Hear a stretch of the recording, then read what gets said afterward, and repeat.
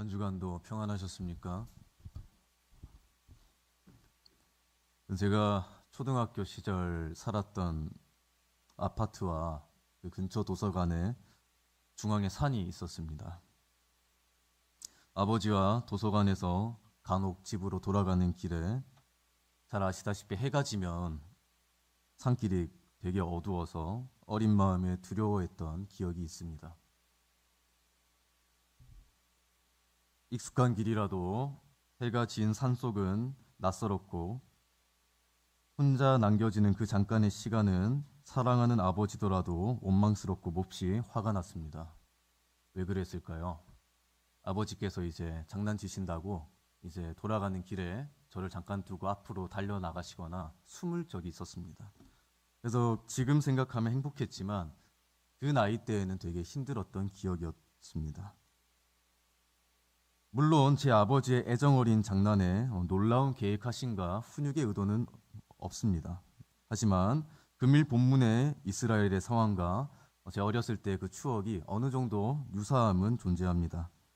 이스라엘 백성들에게도 광야 자체가 생소하고 낯설진 않았지만 익숙한 애굽을 떠나 약속의 땅이 아닌 광야에서의 불편한 삶은 하나님을 동일하게 원망하고 또한 죄까지 짓게 만들었습니다. 금일 본문은 신의 산으로 가는 여행 중 세 가지 시험들 중 두 번째 시험입니다. 15장 마라의 물과 금일 본문 16장 본문의 메추라기와 만나, 다음 장 마사 무리바의 물로 반복되는 백성들의 불평과 하나님의 은혜가 기록됩니다. 백성들의 불평에 하나님께서는 만나를 내려주셨고 16장 31절에 희고 맛은 꿀 섞은 과자 같았다는 묘사를 볼 때 이후 만나의 실증을 내는 이스라엘 백성들이 얼마나 배은망덕한지를 알 수 있습니다. 요한복음 6장 32절에서 예수님은 만나를 하늘에서 내린 떡이라고 하셨습니다. 백성들의 불평에 하나님께서 친히 일용할 양식을 주셨지만 백성들은 훗날 질린다는 이유로도 하나님께 다시 불평을 합니다. 금일 본문의 상황은 10가지 재앙으로 당시 애굽의 우상들이 잘못되었고 본인께서 진정한 창조주 되시는 하나님이시며 홍해를 통해 그들을 이끄시고 지키시는 분임을 백성들에게 나타내셨습니다. 이미 전장 15장 마라 사건으로 이스라엘 백성들은 기적을 경험했지만 이스라엘 온 회중은 오히려 애굽에서 여호와 하나님께 죽기를 바란다며 원망했습니다. 금일 본문을 통해 이러한 이스라엘 백성의 당시 상황과 삶을 살피므로 우리에게 어떤 적용점을 제공하는지를 살펴보고자 합니다. 1절의 신광야는 민수기 33장 36절의 신광야와는 다른 곳으로 애굽과 시내산 사이 남쪽 부근 지역을 의미합니다. 오늘날 기준으로는 요르단의 와디 타입의 지역, 고원지대 부근으로 추정을 한다고 합니다. 1절 하반절 애굽에서 나온 후 둘째 달 15일은 민수기 33장 3절을 참고할 때 출애굽 이후 한 달이 지난 시점임을 알 수 있습니다. 출애굽 당시 무리가 장정만 60만 정도였다고 기록되어 있는 것을 보아 한 달 정도가 지나면 양식이 자연스레 떨어졌을 것을 알 수 있습니다. 이러한 상황에서 2절은 이전 장들과 달리 아론까지도 원망함을 알 수 있으며 이는 백성들의 원망이 전과 달리 더욱 가중되고 있음을 의미합니다. 기적과 은혜가 주어질지라도 동시에 죄성과 하나님을 향한 원망이 양립되는 안타까운 현실을 마주보게 됩니다. 저희 2층 본당 입구 벽면에 붙어져 있는 창세기 요약지 8번에도 잘 드러나듯 에덴에서의 추방은 죄인으로서 영원히 살게 하지 않기 위한 역설적인 하나님의 은혜였습니다. 본문에 반복되는 은혜와 백성들의 죄악 역시도 동일하게 광야에서의 40년을 통해 아브라함과의 언약을 이행하시며 하나님의 백성으로 단련하시려는 신실함이 드러납니다. 3절은 전형적인 과장과 선을 넘은 죄된 발언이 드러납니다. 당시 옛 이집트 애굽의 건설 현장은 강제 노동이 아닌 자원제였고 피라미드와 같은 대형 건축물을 모집하여 만들게 했다는 고고학적 연구 자료가 있습니다.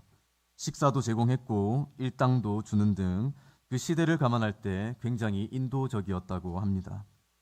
이 모든 연구가 역사적 사실이더라도 그 많은 이스라엘 백성 모두가 매일 고기와 떡을 배불리 먹기는 현실적으로는 어려웠을 겁니다.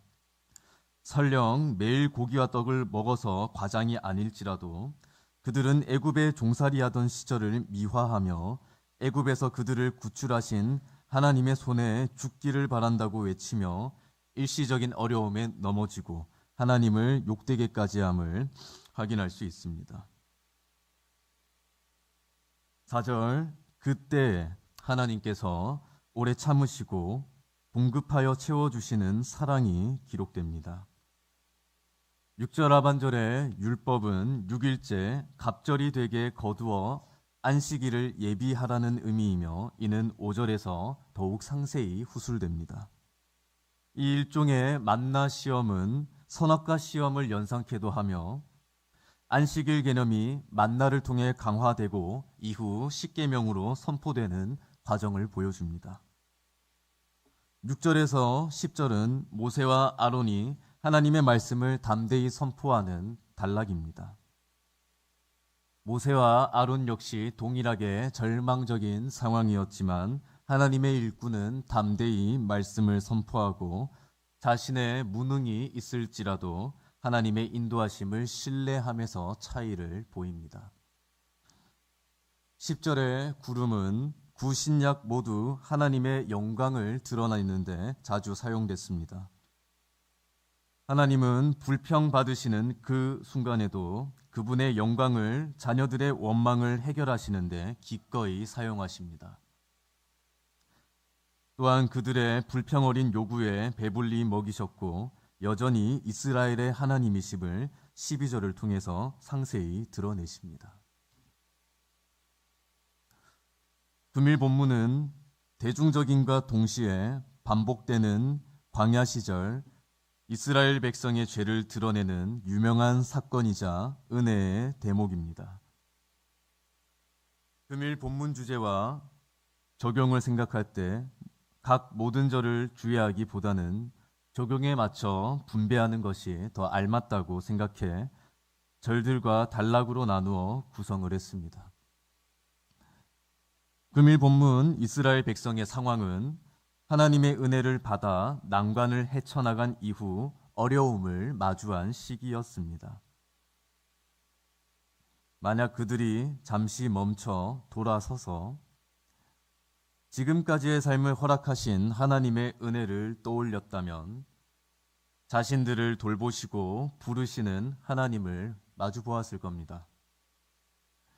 눈앞에 구름 기둥과 불 기둥이 있을지라도 어려운 상황과 불만이 그들의 눈을 가려 오히려 하나님을 욕되게 하는 상황을 볼 때 많은 생각을 하게 됩니다. 지난주 주일 오후 예배 찬양 인도 후 마지막 말씀을 드리는 상황에서 제가 말을 끝내지 못했던 상황이 있었습니다. 예배 진행을 원활하게 하지 못한 점 정말 송구스럽게 생각합니다.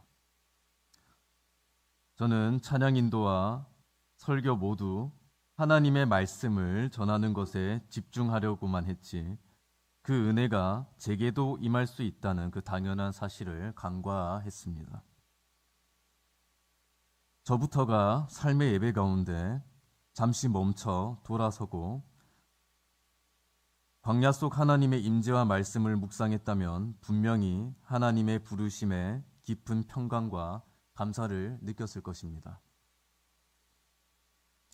지난주 끝내지 못한 말씀을 드리고자 합니다. 성도 여러분에게 어려운 순간, 고난, 광야가 찾아올 수 있습니다. 광야는 하나님의 말씀이 계신 곳입니다. 광야는 피해야 할 곳이 아닌 하나님이 부르시는 자리입니다. 신명기 8장의 말씀과 같이 담대함으로 하나님의 말씀을 성취하며 나아가시길 바랍니다. 하나님께로 돌아섬은 감정적인 것이 아닌 결단임을 금일 본문의 상황을 통해서도 알 수 있습니다. 광야에서 우리의 본성이 드러나 주어진 상황 자체를 원망하고 지쳐 쓰러질 수 있습니다. 설령 하나님을 원망하더라도 역설적으로 이는 하나님을 찾고자 하는 우리의 어리숙한 모습이기도 합니다. 호세아 2장에 기록된 사랑처럼 하나님은 언제나 우리를 사랑하시고 기다려 주십니다. 광야는 끝이 아닌 하나님을 향해 돌아가는 새로운 출발점이기도 합니다. 노년에 이를수록 나이가 들어갈수록 우리에게 고난이 점점 커진다고 느끼는 것은 하나님의 연담하심이 우리의 신앙에 맞춰 다가오기 때문입니다. 이것은 우리를 고통스럽게 하기 위함이 아닌 하나님의 때에 사용하실 순간이 분명히 존재함을 기억해야 합니다. 연단 뒤에 고난을 이겨내게 하시는 하나님의 회복을 기대하시길 바랍니다. 이제 말씀을 마무리하고자 합니다. 인생에서 광야는 반드시 찾아옵니다. 계획이 무너지고 기대는 사라지고 앞이 보이지 않을 수 있습니다.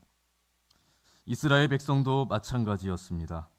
출애굽 이후 그들이 마주한 건 약속의 땅이 아닌 40년의 광야였습니다. 문제는 광야가 아닌 광야 속에서 백성들이 보인 반응이었습니다.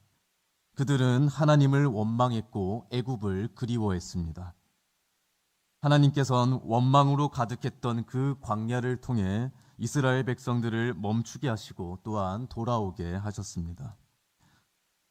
광야에 처할 땐 죄된 본성을 경계해야 합니다. 광야에서의 불평, 차라리 애굽에서 죽었으면 좋았을 것은 구원받은 백성이지만 여전히 애굽을 향한 마음이 적나라하게 드러남을 보여줍니다. 한시적인 고난에 가로막혀 두 주인을 섬겨서는 안 됩니다. 광야는 주어진 각자의 광야에 빠져서 감정적으로 매몰되는 것이 아닌 이미 우리 안에 있던 것을 드러내는 자리입니다. 형편이 어려워질 때 불평보단 믿음의 고백과 감사가 먼저 행해져야 합니다. 하나님께서는 백성들의 원망에도 불구하고 그때에 만나와 메추라기로 채우셨습니다. 여기서 주목할 것은 공급 그 자체보다 공급의 방식입니다. 하나님께서는 하루치를 제공하시며 공급자 되시는 하나님이심을 매일 알게 하셨습니다. 단숨에 가나안에 이르는 것이 아닌 제사장 나라 백성으로 연단시키는 긴 광야의 시간이 그들에겐 존재했습니다. 다윗의 기도와 달리 하나님은 사울을 단번에 없애시는 것이 아닌 그를 오랜 기간 훈련케 하셨습니다. 왕이 된 이후 다윗에게 찾아올 더 험난한 과정과 길을 아셨기에 하나님의 때에 다윗을 연단케 하셨습니다. 광야에 저희가 처할지라도 하나님의 섭리와 완전하신 계획하심을 기대하며 인내하실 수 있기를 바랍니다. 광야는 처한 이에겐 너무나 고통스럽지만 하나님이 우리를 포기하시지 않으셨다는 증거입니다. 하나님은 광야를 통해 우리를 다시 돌이키십니다. 이스라엘은 광야에서 무너졌지만 동시에 하나님을 배우기 시작했습니다. 우리 또한 그렇습니다. 지금의 광야는 끝이 아니라 하나님께로 돌아가는 시작입니다. 광야 속에서 어떤 반응을 보이고 있는가? 불평하고 있는가? 하나님을 찾고 있는가? 내가 의지하고 있는 것은 무엇인가? 환경인가? 능력인가? 하나님인가? 오늘 내가 돌아서야 할 것은 무엇인가? 하나님께서는 오늘 나에게 어떻게 부르시고 나는 어떻게 하나님께 화답 드리는가?